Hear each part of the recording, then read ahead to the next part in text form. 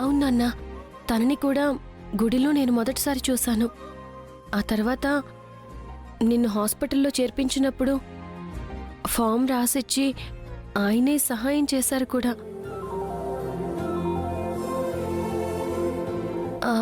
అంతేకాదు నాన్న, హాస్పిటల్లో ఫీజుకి తక్కువైతే తనే స్వయంగా డబ్బులు కట్టి నీకు వైద్యం చేయించారు. నేను తిరిగి డబ్బులు ఇవ్వడానికి వెళ్తే ఆయన లేరు. చాలా మంచి అబ్బాయి అంటే దేవుడు రాసిపెట్టుంటే అలా కలిశాడేమో అనిపిస్తుంది. కానీ అంత ఉన్నోళ్ళు మా సంబంధం ఒప్పుకుంటారా బాబు? అయ్యో, మీకు అనుమానం ఎక్కర్లేదండి. వాళ్ళు డబ్బు మనుషులు అస్సలే కారు.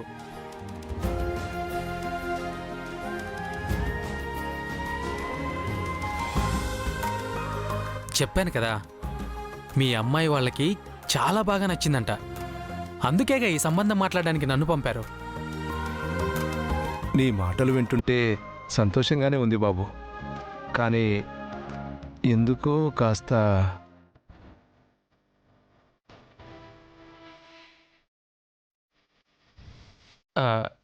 సరే అంకుల్, మీ ముగ్గురు మాట్లాడుకుని ఒక నిర్ణయానికి రండి. నేను కాసేపు బయట వెయిట్ చేస్తాను. కానీ అంకుల్, ఈ సంబంధం మాత్రం కోటిలో ఒక్కటుంటుంది. ఇది మాత్రం నిజం.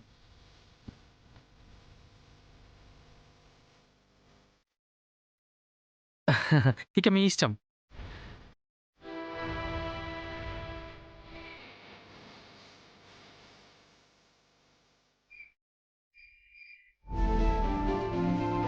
అబ్బాయి చక్కగా ఉన్నాడు, మంచి కుటుంబం కూడా, పైగా అమెరికాలో వ్యాపారం.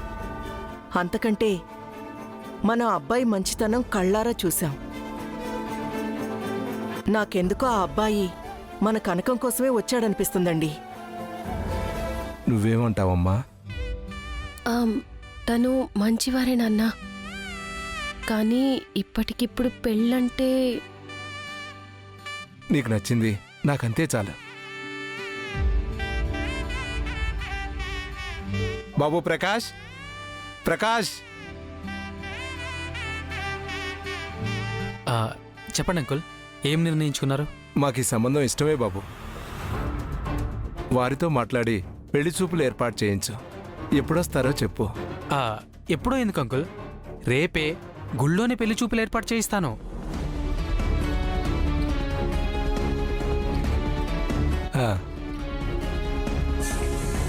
సుఖంగా అన్ని తంతులు జరిగిపోతాయి. నేను వస్తానండి. అన్ని ఏర్పాట్లు చూసుకోవాలి కదా. అలాగే బాబు, నీకెప్పటికీ రుణపడి ఉంటాను. అయ్యో, అంత పెద్ద మాటలు ఎందుకులేండి. సరే, రేపు గుళ్ళో కలుస్తాను. అలాగే బాబు, వెళ్ళొస్తాను. నమస్కారం.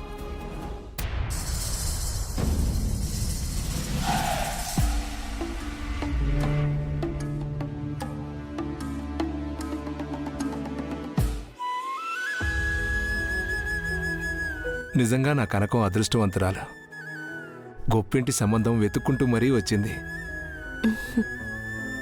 అవునయ్యా, నీ చెల్లికి అదృష్టం లేదు.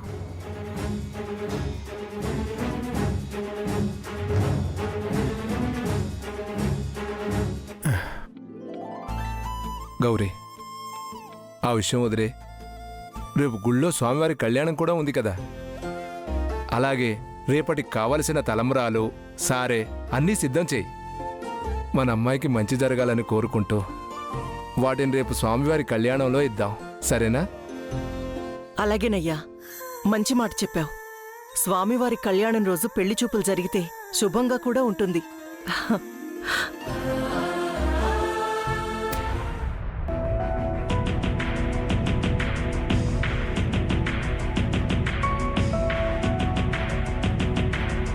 ఏంటమ్మా, భయంగా ఉందా? నువ్వుండగా నాకెందుకు నాన్న భయం? నువ్వేం చేసినా అది నా మంచి కోసమేగా. నీ సంతోషమే నా సంతోషం. రేపు పెళ్లి చూపులు సవ్యంగా జరిగి ఈ సంబంధం ఖాయం వాళ్ళని కోరుకో తల్లి. నీకంతా మంచి జరుగుతుంది. చూడు తల్లి, నీకు అంతా మంచి జరుగుతుందమ్మా.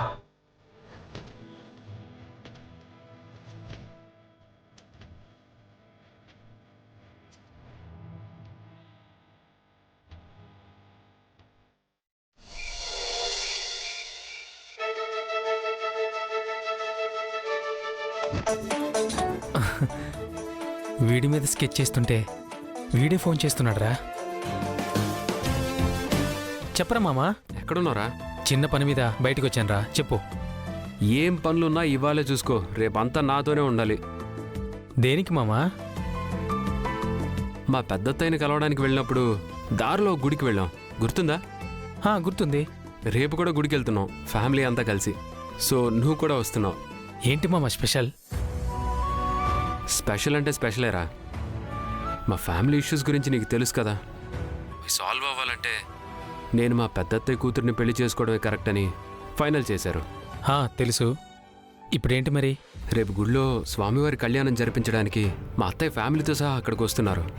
సో మేమందరం కూడా వెళ్ళి అక్కడ పెళ్లి ప్రపోజల్ పెట్టి అత్తయ్యని అక్కడ ఒప్పించేస్తే మా ఫ్యామిలీస్ మధ్య ఉన్న గొడవలన్నీ షట్ డౌన్ అయిపోయినట్టేరా. అందుకే అక్కడికి వెళ్తున్నాం. అందుకేరా నువ్వు కూడా నాతో పాటు అక్కడికి రావాలంటున్నాను. పైగా అక్కడ వెహికల్స్ అన్నీ నువ్వే అరేంజ్ చేయాలి.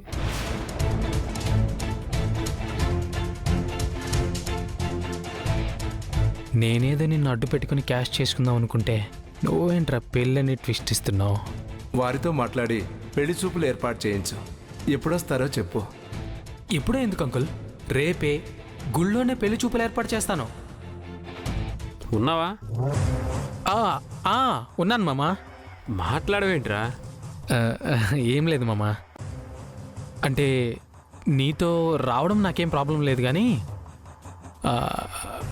రేపు నాకు ఆ ఏరియాలోని పెళ్లి చూపులు. Is it? పెళ్లి చూపులా? హే కంగ్రాట్స్ రా. నువ్వు సైలెంట్గా బాగానే సెట్ చేసుకున్నావురా. సరేలేరా, పెళ్లి చూపులు కదరా ఇంపార్టెంటే. సరే నువ్వు ఆ పని మరి చూసుకోరా, ఐ విల్ మేనేజ్. అర్రే చెప్పేది పూర్తిగా వినరా. అమ్మాయి వాళ్ళని పెళ్లి చూపులు ఆగుల్లోనే ఏర్పాటు చేయమంటాను. అటు నీ పని అవుతుంది, ఇటు నేను అనుకున్న పని పూర్తి అవుతుంది. ప్లాన్ అయితే బాగానే ఉంది. సరే అయితే అలాగే కానీ చేద్దాం. ఓకేరా, మార్నింగే బయలుదేరదాం. యూ టేక్ రెస్ట్, ఓకేనా? బాయ్ రా. బాయ్ రా.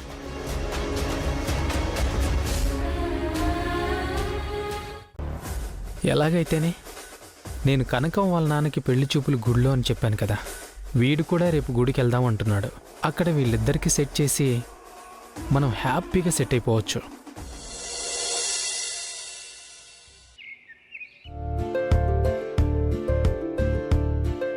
అన్ని జాగ్రత్తగా సర్దేయండి. అలాగే అండి.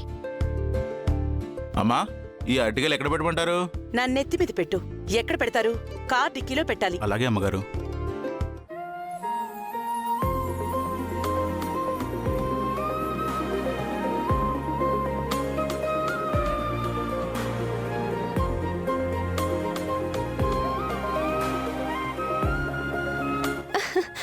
అమ్మా, నా డ్రెస్ ఎలా ఉంది? నీకేంటే, నువ్వీ పద్మాక్షి కూతురువి. అలంకరించుకోకపోయినా అందంగానే ఉంటావు. అది నీ ఫేస్ వాల్యూ. ఇంతకీ మీ నాన్న ఎక్కడా? నాన్న పద్మా, బట్టలు ఎలా ఉన్నాయి? ఏ బాలేదు అంటే పూజకి రావడం మానేస్తారా? నేను అడిగింది నా కూతుర్ని. ఏంటి మాటలు గీతలు దాటుతున్నాయి? నువ్వైతే ఈ చీరలో అచ్చం శివంగిలా చాలా అందంగా ఉన్నావు పద్మాక్షి. మాకు తెలుసులే.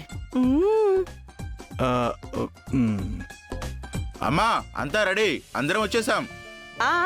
వస్తున్నాం. పదమ్మా.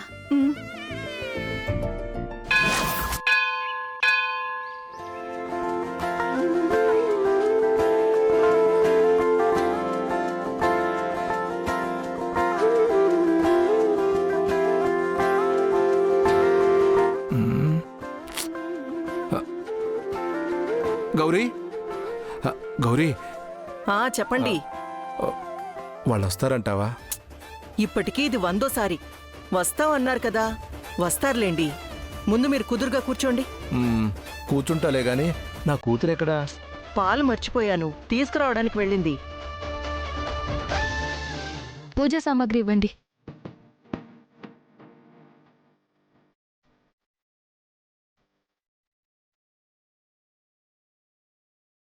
అమ్మా కనక మహాలక్ష్మి, రాముల వారి విగ్రహాన్ని తీసుకో అమ్మా. సరే పంతులు గారు.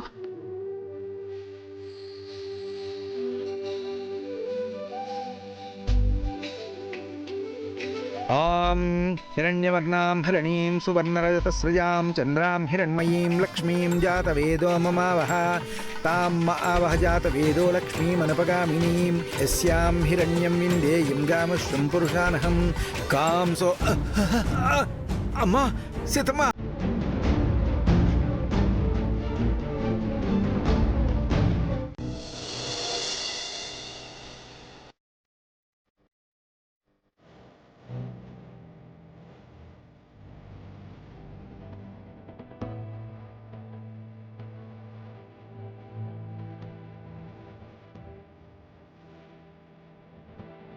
బాబు, సీతమ్మ వారిని నువ్వే మండపానికి తీసుకురా.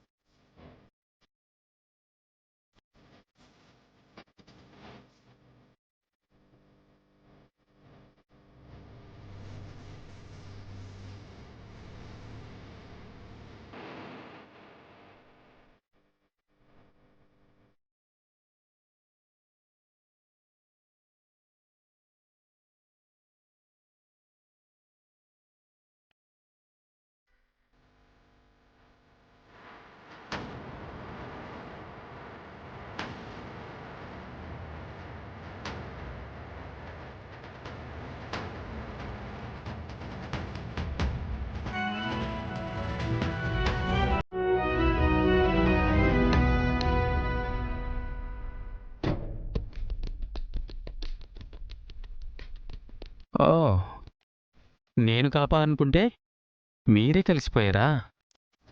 దేవుడు కూడా బాగా సహకరిస్తున్నాడు.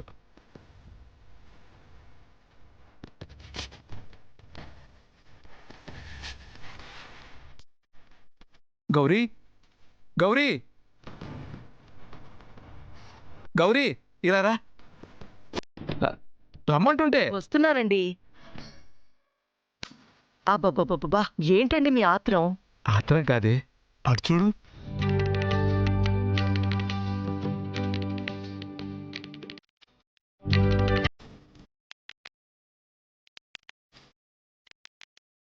మన కనకం పక్కనున్నది ఆ అబ్బాయేనా అండి?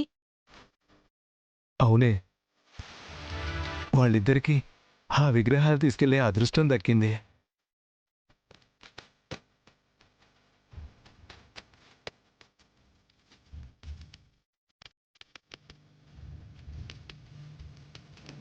మన కనకాన్ని అలా చూస్తుంటే 2 కళ్ళు సరిపోవట్లేదే. అవునండి. చూడవే, తనివి తీరా చూడవే.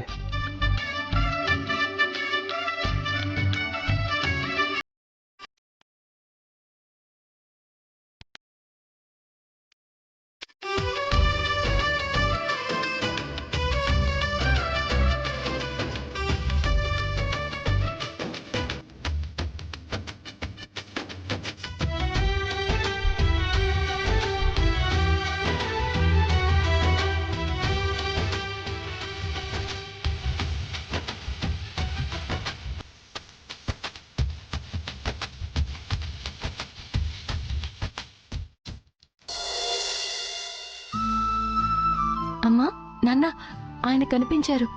మేము చూసామమ్మా. మాతో సీతారాముల విగ్రహాలు పట్టించారమ్మా. ఎంత అదృష్టమో కదా. అంతమందిలో కూడా నా కూతురికి ప్రత్యేకమైన స్థానం ఉందమ్మా.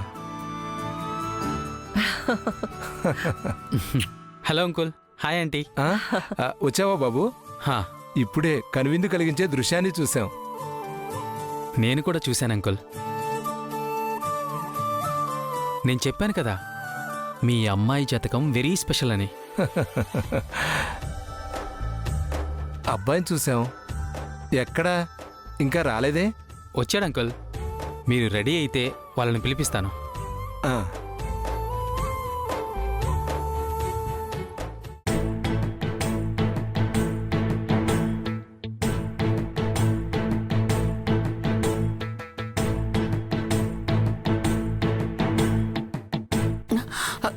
ఎక్కడికి వెళ్ళావు నాన్న? అలా క్యాజువల్గా గుడి చూడ్డానికి వెళ్ళానమ్మా. అత్త ఇంకా రాలేదేంటి? ఈవిడ గారు మనతో వస్తుందనే నా చిన్న కూతురు అంబిక ఇక్కడికి రాలేదు. నా పెద్ద కూతురు పద్మాక్షి వస్తుందనే నమ్మకమే ఇక నాకు లేదు. కాదంబరి, గుళ్ళో కూడా ఏంటి ఆ మాటలు? నిజమే కదా మరి. ఇష్టం లేని మనుషులున్న చోటికి ఎవరైనా ఎలా వస్తారు? అమ్మా, ఏంటే ఉన్నమాటేగా అన్నాను. శుభం పలకాల్సిన చోట నోటికొచ్చినట్టు మాట్లాడకూడదు. మంచి కార్యం కోసం మనం ఇక్కడికి వచ్చాం. కాస్త నీ నోటికి తాళం వేయి. వేస్తోలండి. ఇలా నా నోరు ముయించే నా కూతుర్ని 25 ఏళ్ళు నాకు దూరం చేశారు.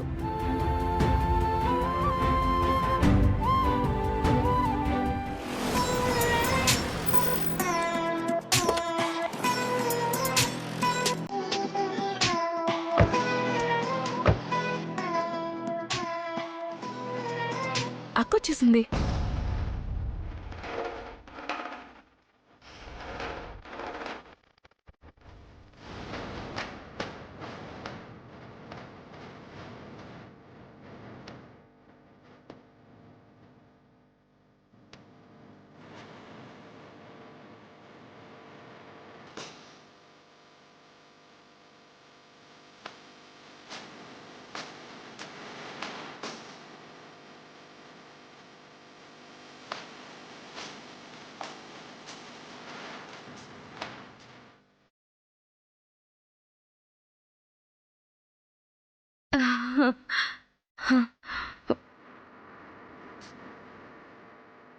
ఒరే మనోడా, మీ అత్తయ్య మీరు నొచ్చుకునేలా మాటంటే బాధపడుకురా. హ్మ్. ఎన్నాళ్ళు బాధ పెట్టారుగా. ఒక్క మాట అంటే కొంపలేమీ మునిగిపోలేండి.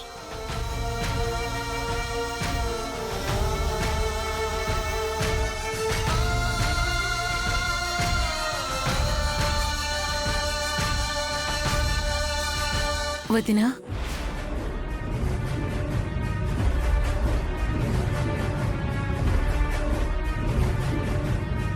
గుడికి ప్రశాంతత కోసం వస్తావు, కానీ నువ్వు మాకు ఆ ప్రశాంతత కూడా లేకుండా చేస్తావా?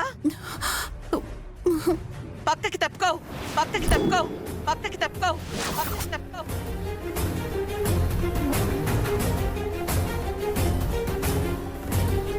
అత్తయ్య, ఎవర్రా నీ కత్తయ్యా?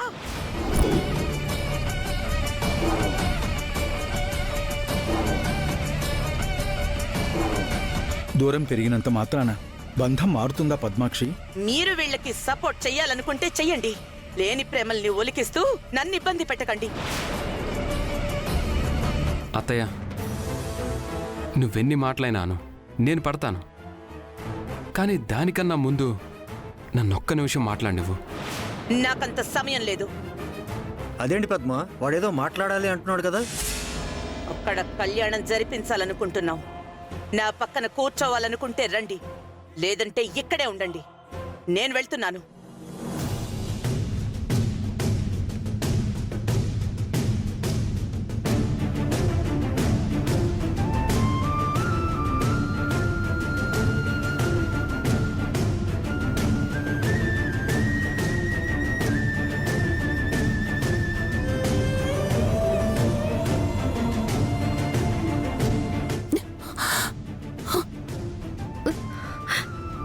నా కొడుకుతో పాటు నేను కూడా పోయినా బాగుండేది. ఇప్పుడు ఇలా కుమిలిపోయే పరిస్థితి వచ్చేది కాదు. కాదంబరి,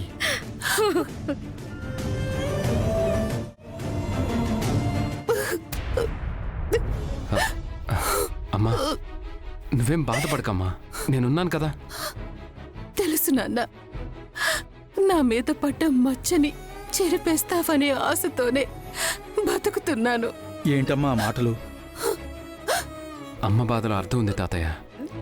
మీరన్నట్టుగా సహస్రని మన ఇంటి కోడల్ని చేస్తే సమస్యలన్నీ పోతాయి. అలానే కదరా మనం అనుకున్నాం. కానీ పద్మాక్షి మన మాట వినడానికి ఇష్టపడటం లేదు కదా. ఎలాగైనా మనం చెప్పి ఒప్పించాలి తాతయ్య.